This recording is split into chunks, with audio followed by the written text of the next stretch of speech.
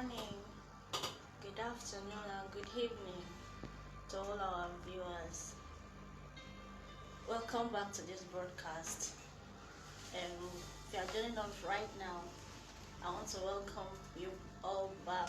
We took a short break due to one or two reasons. Okay, so I will be taking us from where I have already taught, but for a particular project that we are working on now, I will need to be taking you from the beginning of where I stopped. Also because Facebook has been taking down live videos, and we don't have the previous videos. So for that reason, I'll be taking you from where we started from in teaching child protection and their welfare, children protection and their welfare. Okay, so what you'll be learning from this broadcast on this particular course, you will learn. I'll be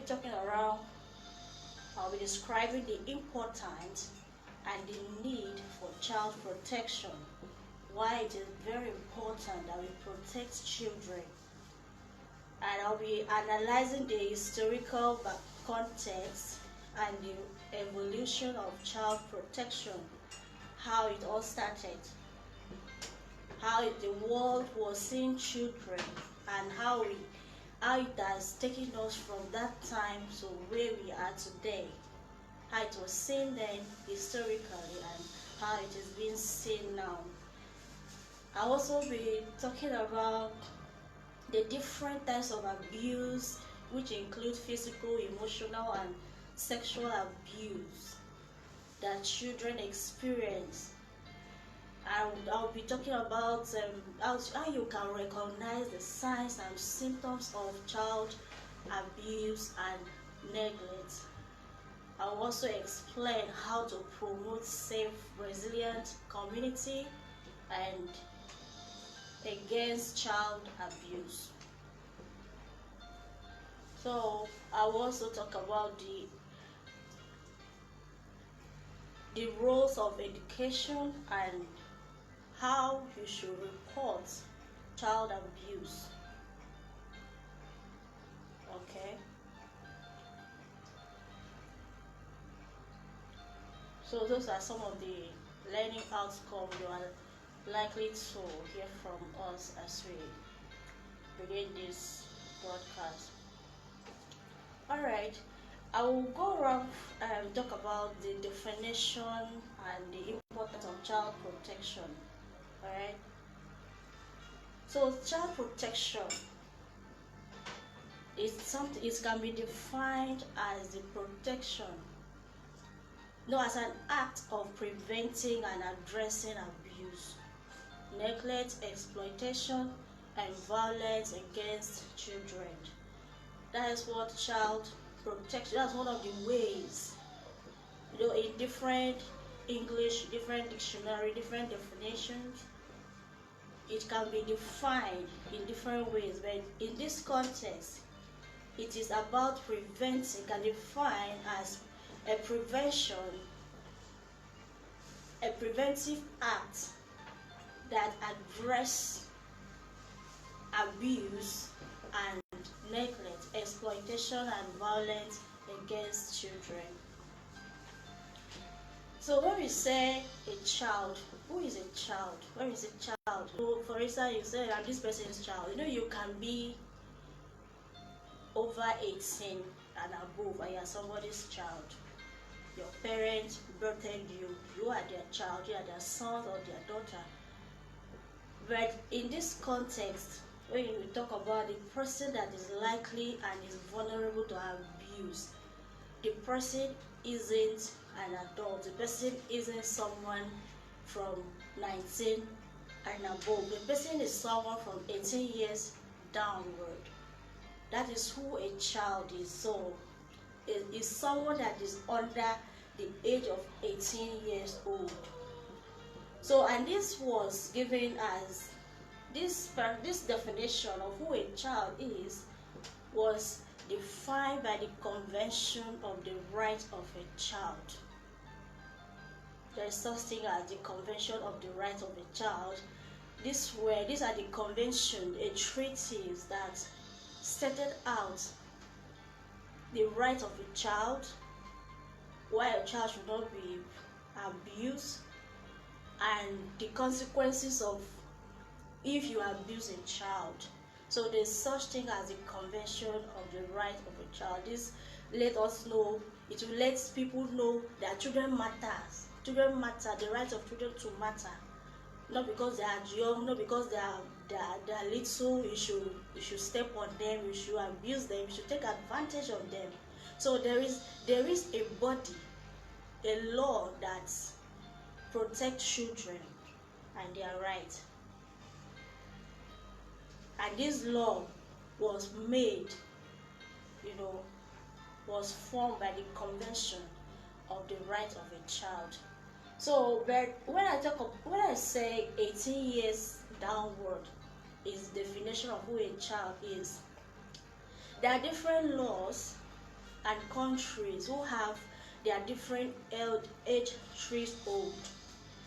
So it might not be in all the laws or all countries that 18 years downward is who they refer to as a child. So keep that in mind. So if in my country, in Nigeria, 18 is like 18 and under 18 who is who we refer to as a child.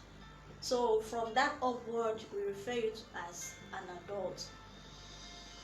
So if it's possible that wherever you are watching from, wherever country you come from, or wherever law governs where you are, you have a different age threshold of who a child is. So when we're talking about the child protection, it goes beyond just simply identifying harm that children may experience. It also involves creating an environment that supports their mental, physical, emotional well-being. So that is what child protection encompasses. It encompasses creating a safe environment that supports their mental, physical, and emotional well-being. It also means when we talk about physical well-being, it's not about when the child is well taken care of. Let's say the child is not sick, the child is doesn't have health issue, and all that involve physical life of a child. It also, this physical life of a child, this physical environment that you create for a child to live in, it should be a place that is nurturing, a place that nurtures the child, a place that the child can flourish also. That's a physical that is a place that is very okay for the physical well-being of a child, a place that nurtures the child, and a place that this child can flourish physically as well. Alright, so that's all about the physical well-being of a child. Because when we say a child is living in a place that is physically well crafted, let's say a beautiful house, a beautiful living environment, a well-to-do guardians or parents, but within where that child is, in that home, the child is not, the physical welfare of that child is not considered protected. Like I saw a movie yesterday, a wealthy boy. It's a movie that I saw yesterday. Very wealthy. But this boy was constantly bullied, molested. The father even used him to sell hard drugs to rich school kids. So the father was using him to make money. So if he wasn't doing what the father could say he should do, he would talk him down. You will abuse him physically. You will abuse him verbally. You will do so many things to that boy. So in such a thing, you see him in big cars, beautiful house, domestic staffs in the house, One of the schools he was going to is one of the best schools that rich kids were going, but he wasn't a happy child. So such environment physically is not fit for that boy. It's not fit for any child. So the environment wasn't nurturing the child. Neither the boy was even flourishing in the school that he was going. He wasn't flourishing.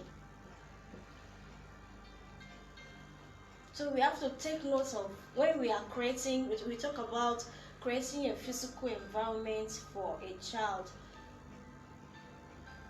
to flourish and develop properly. So I want to talk of the next topic on the today's broadcast will be why it is important, why child protection is very important. Why do we emphasize child protection?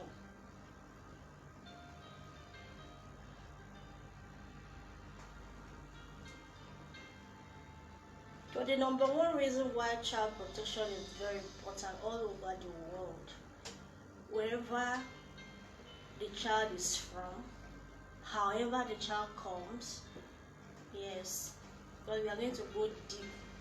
Why some children are being neglected, why some of them are being deprived of their right.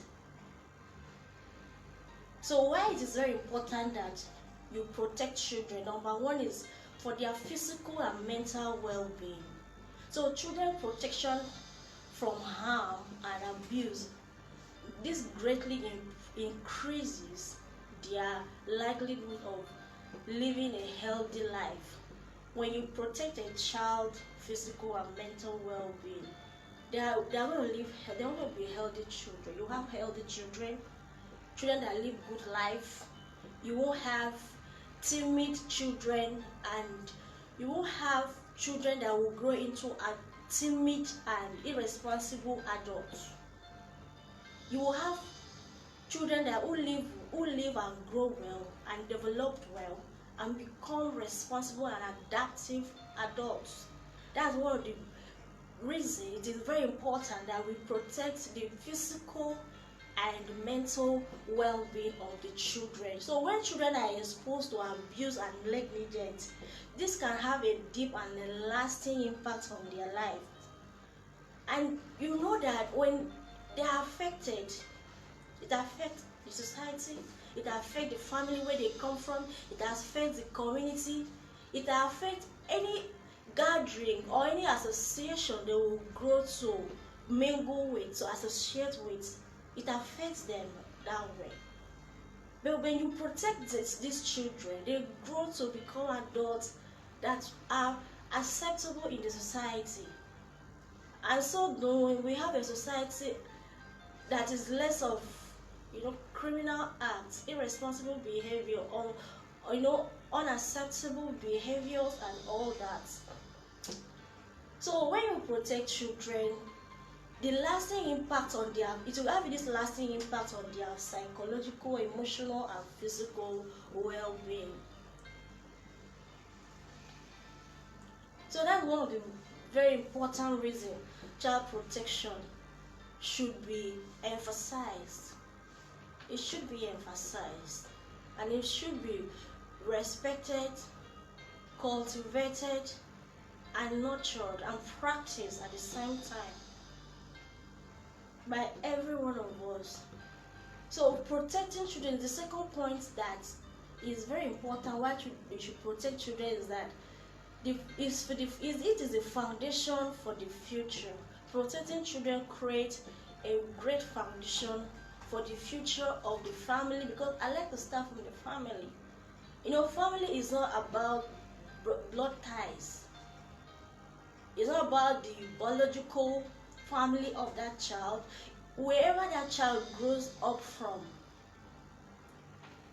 Even if you are just helping the parents of the child to take care of the child, let's say a less privileged family who don't have enough to care for their children, you and your family happens to be able, capable of helping the children. When you take these children into your family, they become, that family become their family.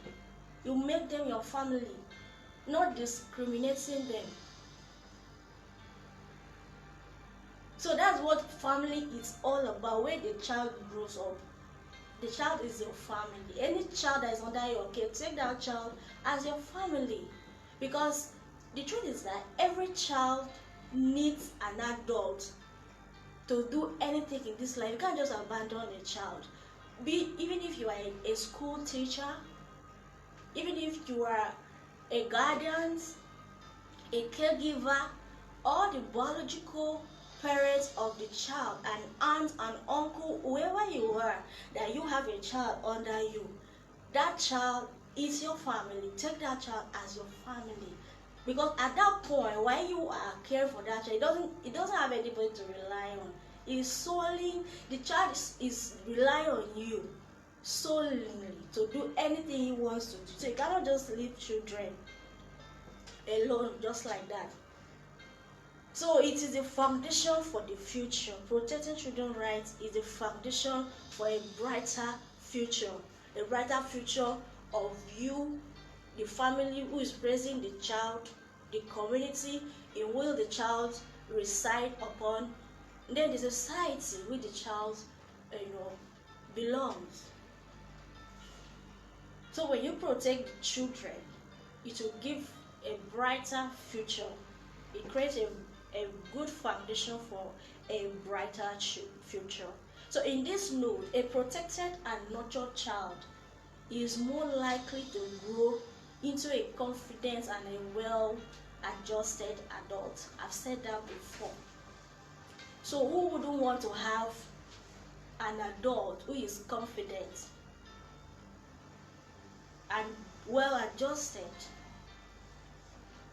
So this comes from a child that is protected and nurtured, not abused, exploited, and a child that has experienced negligence while growing up. Just let's look at the real life experiences around us. Who are the most misbehaved adults around you? Check their background when they were growing up. You will understand that some adults are just acting from their childhood abuse trauma. Check it very well so that you understand that this thing that I'm saying is like an emergency. Child protection is like an emergency, not something you want to second guess. It's something you have to act fast about it and make sure that we come together and prevent it. The one that is happening, you report it, then the culprit gets punished for it, because there is no excuse for child abuse. There is no excuse for child abuse. Get to know that. Okay? So the second point why it is important that we protect children is that it is good for societal health. It's because children represent the future of the society. So there's a saying that says a society that is doing well, you will see it in the life of the children. That is the society that is doing well, a government that is doing well, a president that is doing well, a father and a mother that are doing well. You will see it in the life of the children.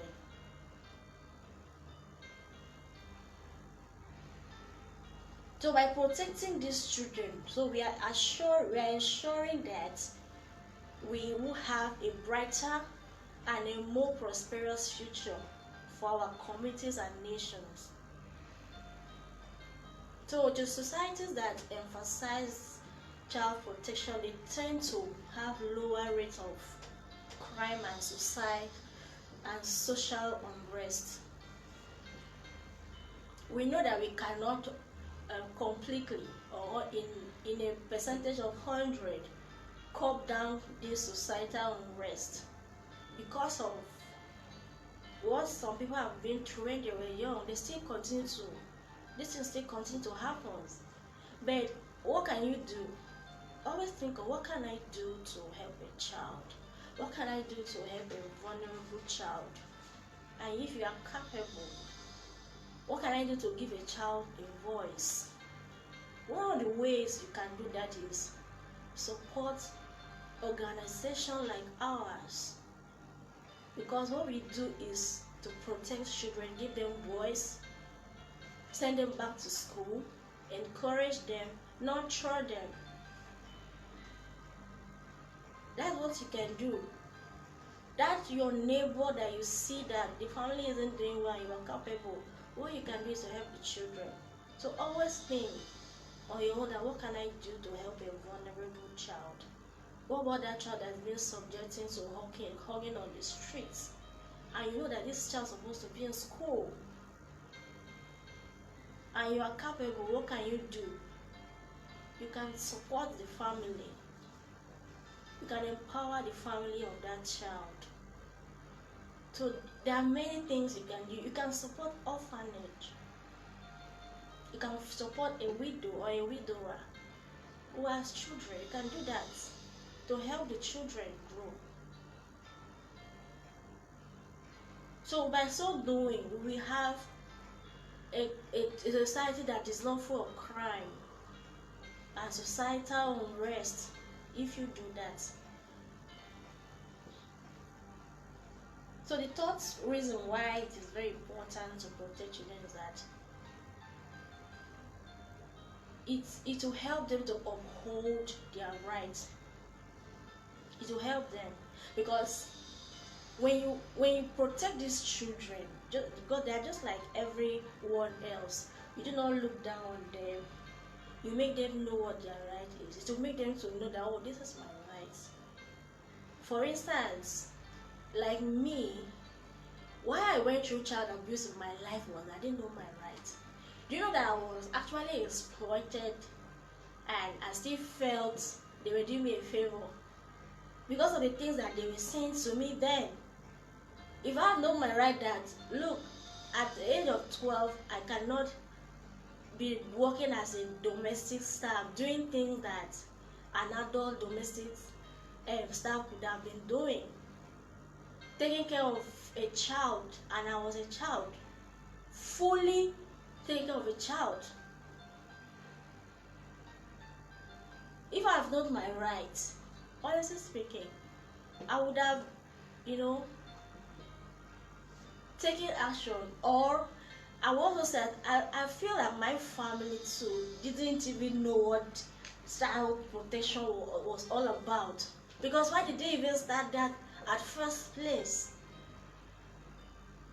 So when I then got in and I realized that no, this is not being a child. I remember when I was with my mother, that was being a child. So I began to complain, and I was now threatened that if you don't stay here, your mom is not around, your mom is not alive, your dad is not alive, they will take you to where and stay with you, where it is worse. If I have known that, I have to succumb and obey to stay there. Right? Because I didn't know my right. I even heard things from my family such as, this is the best place you can be. If I knew, I would have, and I accepted it because that was the knowledge I had then. I felt that was best for me at that moment.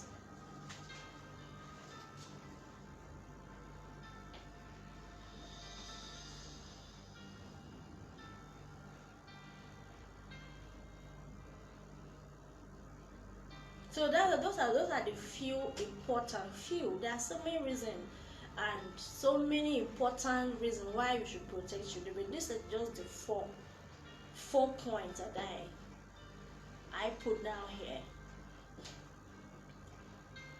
So I want to talk about I want to briefly touch the historical context and evolution of child protection. So I'll be talking about different timing, different years, and different revolutions, different generation of child abuse, and how it has brought us to what we are talking about right now. Okay, so the history of child protection is a reflection of societies evolving. It involves understanding of children. It involves understanding of childhood and its response to the vulnerability and rights of children. So this is the history of child protection. It got to a point that people didn't understand what child protection was all about. People thought that children were not meant to be treated right because they couldn't speak for themselves. So everybody looked down on the rights of children. Something like where I come from, but I will say that this thing still continues in some remote area. I remember when they're sharing things where I come from, in the family where I come from. If they are sharing things, I think the children always get the list of what is left. They don't really, consider what they should share to children as important. I can remember very well my mom's church, then when I was a child. They always give the best to the mother and the fathers, and then the pastors. Then the children were just having the crumbs then. So that's how some people, this is how they were seeing the rights of children. They don't see it as an important thing, as that of an adult. So according to the history, until some early stage of life, things were really tough on these children. So in the middle age and the early times of life, then historically children were often considered nothing, than possession of many societies. So during these times, young children were forced into labor, and their unique needs and rights were scarcely recognized at this point. So at this point, the concept of childhood it was a distinct stage in life that demands special care and protection, which was not universally acknowledged at that point, the point of between the middle age and the earlier times of life. I'm not even sure I was even born at this time. Then it comes to the Industrial Revolution. So during the Industrial Revolution, this one had a significant impact on the development of child protection. So at that point, cities have expanded and industries too flourished. So at that point, child labor became widespread. During the Industrial Revolution, child labor became widespread. So children as young as 5, can you imagine? 5 were forced to work in factories. And who does that? That's demonic. What does a 5-year-old know? That he or she should be working at the factory. They were forced to work at the mines and mills under dangerous circumstances. So during this time, there was a growing, people begin to recognize that there was a growing recognition of children's rights. People begin to know that children were being exploited. They began to understand that children need to be protected at that point. So, and this recognition were carried out by some philanthropists and social reformers. You can take that out. I don't have their names. I think I had it before. So they were the one who brought attention to the exploitation, and they advocated for change. Okay, if you have read the book Oliver Twist, I read that book. If you read that book will convey a total child right abuse, exploitation, and all that. You read that book, you understand. You understand what one of the author that, because Oliver Twist is an old book that conveyed what children were going through. So I will put him. I have the name before, but he's not here. I can put the author of that book as one of the philanthropists and a social reformer who came up to talk about child abuse at that period and exploitation. So now, after the Industrial Revolution, we moved to, there was this late, during the late 19th, that was, and the early 20th century. That was I don't know about many years ago. Okay, so during the late 19th and early 20th centuries, there was a significant stride which was made in child protection. So this period really witnessed the emergence of first it witnessed what we know as the first formal child protection agencies and laws. This was an influential movement which occurred in the United States with the establishment of the New York City for the prevention of cruelty to children. That was in the year 1875. So this marked a turning point in organizing efforts for child welfare.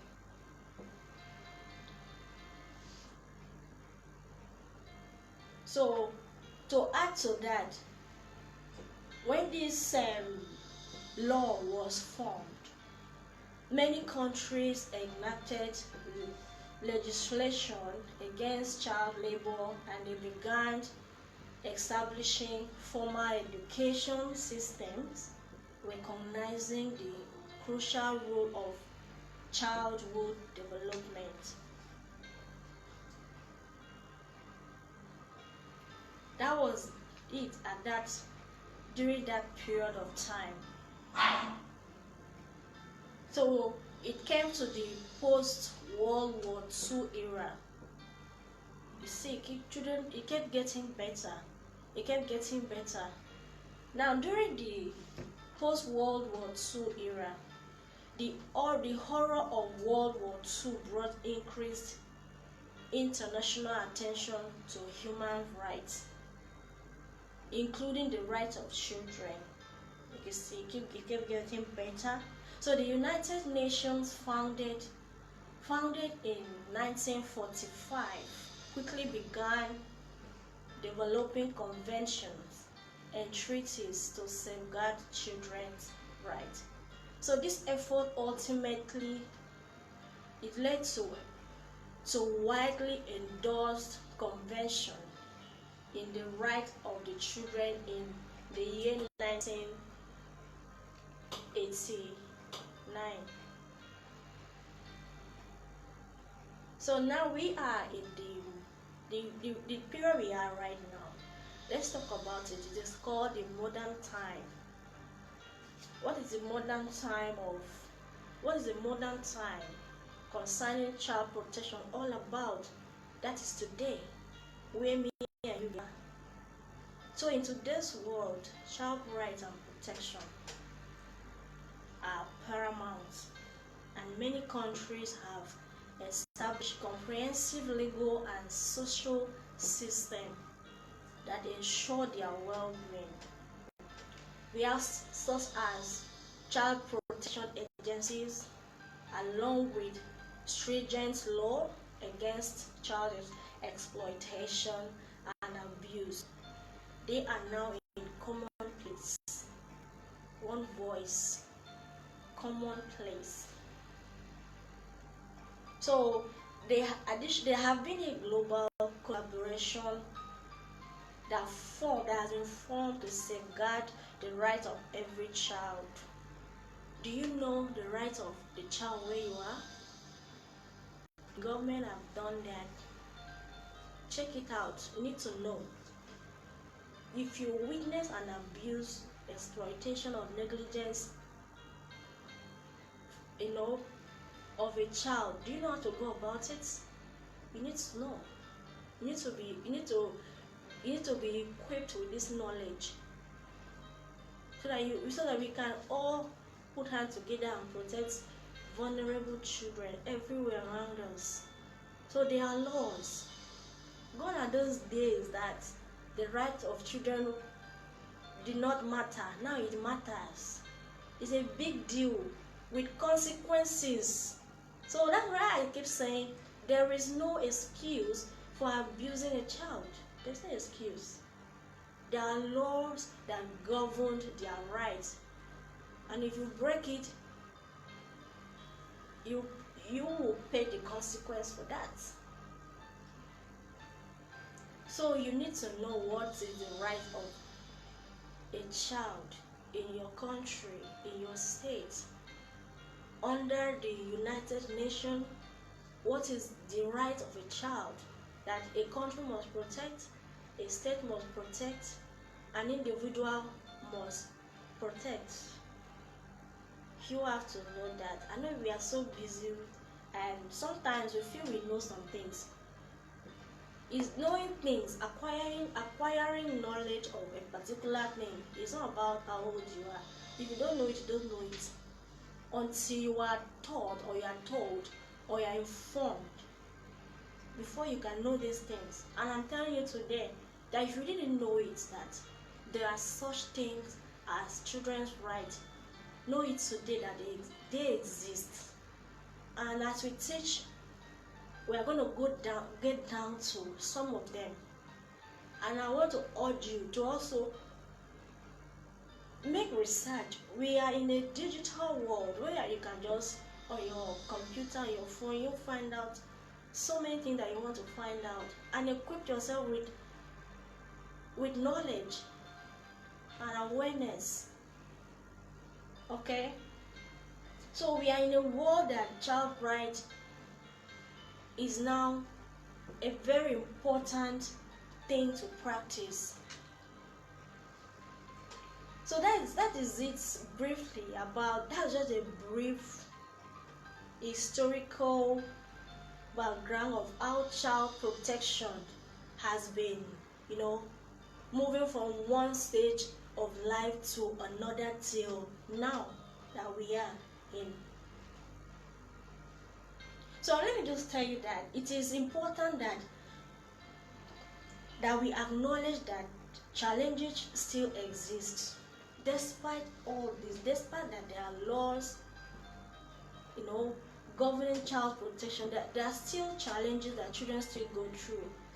Child abuse, exploitation, negligence still exists. It still exists until you and I will have to do something about it.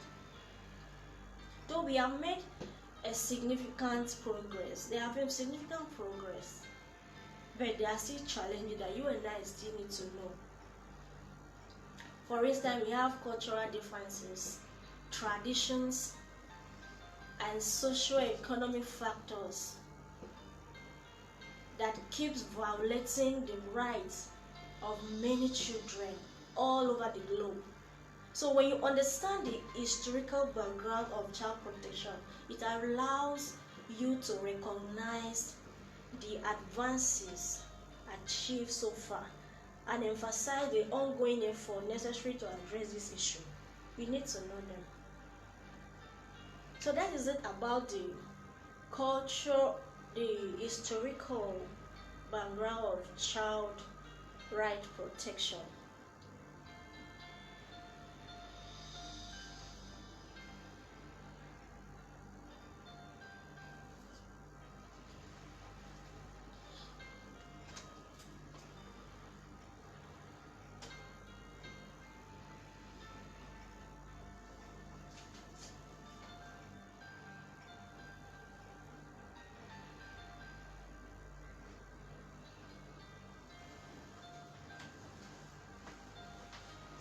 So I want to say a big thank you for having you here today.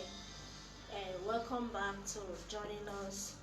I don't want to like there are a lot I want to talk about on this course, and like scientifically human capability to listen to things teachings has duration, and you have to honor that because I don't want to board you and you're not getting anything.